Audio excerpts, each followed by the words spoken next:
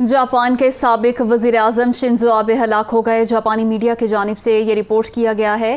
انتخابی جلسے کے دوران سابق وزیر اعظم پر قاتلانہ حملہ کیا گیا تھا۔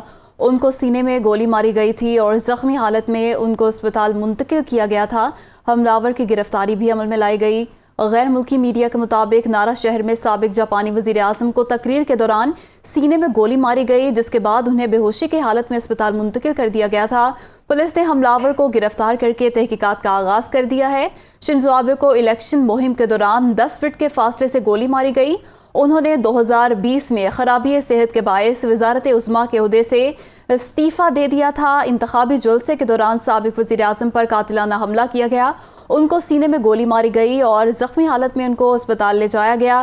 حملاور کی گرفتاری بھی عمل میں لائی گئی ہے اور اس سے تحقیقات کی جا رہی ہیں۔ جاپان کے سابق وزیر اعظم شنزو آبے ہلاک ہو گئے۔ جاپانی میڈیا کی جانب سے یہ بتایا گیا ہے انتخابی جلسے کے دوران سابق وزیر اعظم پر قاتلانہ حملہ کیا گیا۔